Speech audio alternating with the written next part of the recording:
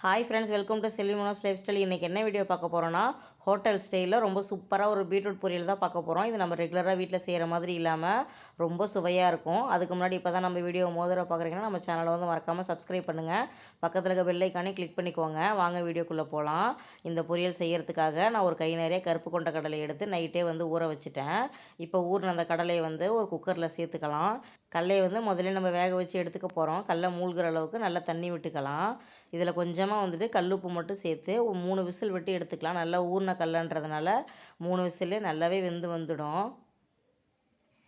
பாருங்கள், கடலை 3 விசில் தான் விட்டேன். எவ்வளோ சூப்பராக வந்துட்டு வெந்திருக்குதுன்னு. இந்த மாதிரி பதமாக வந்துட்டு வேக வச்சு எடுத்துக்கோங்க. வேகாமல் இருந்தால் பொரியல் நல்லா இருக்காது. இப்போ கடலையை ஓரமாக வச்சுட்டு இந்த பொரியல் செய்கிறதுக்காக நான் ஒரு 4 பீட்ரூட் வந்து எடுத்திருக்கேன். இது வந்து ஒரு 300 கிராம் இருக்கும். இப்போ இதை நல்லா கழுவிட்டு தோல் சீவி வந்து எடுத்துக்கலாம். நல்லா ஃப்ரெஷ்ஷான பீட்ரூட்டாக நான் எடுத்திருக்கேன். இந்த மாதிரி எடுத்திங்கன்னா பொரியல் நல்லா டேஸ்ட்டாக இருக்கும்.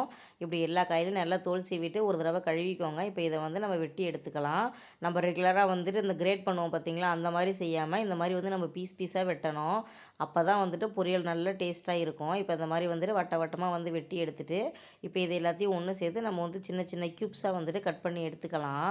இந்த பொரியல் வந்துட்டு நான் ஒரு தடவை ஹோட்டலில் சாப்பிடும்போது இந்த பீட்ரூட் பொரியல் எப்படி இருந்துச்சுன்னு பார்த்துட்டு அதில் என்னென்னலாம் போட்டிருக்காங்கன்னு பார்த்துட்டு வந்துட்டு அதே மாதிரி வீட்டில் செஞ்சு பார்த்தா ரொம்ப டேஸ்ட்டாக வந்துருந்துச்சு. அதை தான் வந்து இன்றைக்கி உங்களுக்கு செஞ்சு காட்டுறேன். இப்போ இந்த மாதிரி வந்துட்டு பீஸ் பீஸாக கட் பண்ணிவிட்டு க்யூபாக வெட்டி எடுத்துக்குவாங்க. பாருங்கள், எவ்வளோ சின்ன சின்னதாக போட முடியுமோ அந்தளவுக்கு சின்ன சின்னதாக வந்துட்டு எல்லாத்தையும் வெட்டி எடுத்துக்கலாம். பாருங்கள், எல்லா காயும் வெட்டிட்டேன். எந்த அளவுக்கு சின்ன சின்னதாக வெட்டியிருக்கிறேன் பாருங்கள். இதே மாதிரி சின்ன சின்னதாக வெட்டி செய்யுங்க. சீக்கிரமாக வெந்துடும், சாப்பிடவும் ரொம்ப நல்லாயிருக்கும். இப்போ காயை ஓரமாக வச்சுட்டு ஒரு வானல் வச்சுக்கலாம் தாளிக்கிறதுக்கு. அதில் கொஞ்சமாக வந்துட்டு தேங்காய் எண்ணெய் விட்டுருக்குறேன். நீங்கள் விருப்பம் போல் எந்த எண்ணெய் வேணாலும் விட்டுக்கோங்க. எண்ணெய் நல்லா காஞ்ச கொஞ்சமாக வந்துட்டு கடுகு, கொஞ்சமாக வந்துட்டு சோம்பு, எல்லாமே ஒரு 1/2 டீஸ்பூன் அந்த மாதிரி கணக்கு வச்சுக்கோங்க. கொஞ்சமாக வந்துட்டு ஜீரகம் போட்டுட்டு ஒரு 1½ ஸ்பூன் அளவுக்கு கடலைப்பருப்பு சேர்த்துக்கலாம். கடலைப்பருப்பு நிறைய சேர்த்துக்கிட்டிங்கன்னா ரொம்ப டேஸ்ட்டாக இருக்கும் பொரியல். எல்லாமே நல்லா பொரிஞ்சதுக்கப்புறமா ஒரு பெரிய வெங்காயத்தை வெட்டி வச்சுருக்கிறேன். இதை வந்து உள்ளே சேர்த்துக்கலாம். இதை லேசாக வந்துட்டு வதக்கி விடுங்க. இதில் வந்துட்டு காரத்துக்காக ஒரு பச்சை மிளகாயும் ஒரு வர மிளகாயும் வந்துட்டு எடுத்துருக்கிறேன். ரெண்டும் சேர்த்து போடும்போது டேஸ்ட் வந்துட்டு ரொம்ப வித்தியாசமாக இருக்கும்.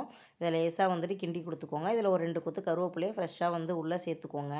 வெங்காயம் வந்துட்டு நல்லா கலர் மாறினதுக்கப்புறம் தான் சேர்க்கணும். ஏன்னா பீட்ரூட் வந்துட்டு லேசான ஒரு இனிப்பு இருக்கும். அதோட வெங்காயமும் நம்ம சரியாக வதக்கலை அப்படின்னா இதுவும் வந்துட்டு இனிப்பு வந்துடுறதுனால வெங்காயத்தை வந்து நல்லா வதக்கிடணும். இப்போ நம்ம பீட்ரூட் வெட்டி வச்சுருக்கிறத வந்துட்டு உள்ளே சேர்த்துட்டு எல்லாத்தையும் ஒன்று சேர வந்துட்டு கிளறி கொடுத்துடலாம்.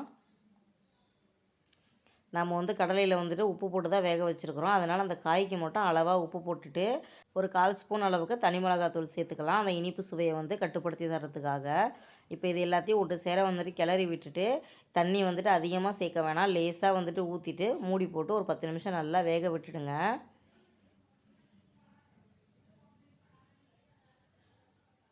பாருங்கள், ஒரு 10 நிமிஷம் கழித்து திறந்து பார்க்கும்போது தண்ணி நல்லா வந்துட்டு சுண்டிடுச்சு. ஒரு 90% நல்லா வந்துட்டு காய் வெந்துருச்சு. இந்த டைமில் ஒரே ஒரு சின்ன தக்காளி வந்து வெட்டி வச்சுருக்கிறேன். இதையும் உள்ளே போட்டுக்கலாம். நம்ம வேக வச்சுருக்க அந்த கருப்பு கொண்ட கடலையும் வந்துட்டு உள்ளே சேர்த்துக்கலாம். இப்போ இது ரெண்டுத்தையும் நல்லா ஒன்று சேர வந்துட்டு கிளறி கொடுத்துட்டு அந்த தக்காளி மசியறதுக்காக மூடி போட்டு ஒரு 3 நிமிஷம் வந்து வேக விட்டுறலாம். நான் வந்து உப்பு செக் பண்ணிட்டேன். எனக்கு வந்து கரெக்டாக இருக்குது. நீங்களும் வந்துட்டு கவனமாக பார்த்து போட்டுக்கோங்க. பாருங்கள், தக்காளி வந்துட்டு எந்த அளவுக்கு மசிஞ்சு வந்திருக்குதுன்னு. காய் நல்லா வெந்துருச்சு. இந்த டைமில் 1 கப் அளவுக்கு துருவன தேங்காய் வந்துட்டு போட்டுக்கலாம். தேங்காய் சேர்த்து செய்யும்போது பொரியல் ஒரு படி கூடுதலான சுவையில் இருக்கும். நான் சேர்த்துருக்கிற பொருள் எதையுமே ஸ்கிப் பண்ணாமல் அப்படியே சேர்த்துக்கிட்டிங்கன்னா இந்த கொண்டக்கடலை, பீட்ரூட்டு, தேங்காய் துருவல் எல்லாம் சேர்த்து பீட்ரூட் பொரியல் அவ்வளோ டேஸ்ட்டாக இருக்கும். இந்த மாதிரி ஒரு தடவை செஞ்சு பாருங்கள். திரும்ப திரும்ப இதே மெத்தடில் செய்ய சொல்லி வீட்டில் கேட்டுகிட்டே இருப்பாங்க. குழந்தைங்களுக்கெல்லாம் ரொம்ப பிடிக்கும். லெமன் சாதம், ரசம் சாதம், மிளகாய் கிள்ளி சாம்பார்னு எல்லாத்துக்குமே வச்சு சாப்பிட்றதுக்கு ரொம்ப டேஸ்ட்டாக இருக்கும். இதே அளவில் செஞ்சு பார்த்துட்டு எப்படி இருக்குன்ட்டு சொல்லுங்கள். இந்த வீடியோ உங்களுக்கு பிடிச்சிருந்துச்சுன்னா லைக் பண்ணுங்கள். நம்ம சேனலை சப்ஸ்கிரைப் பண்ணுங்கள்.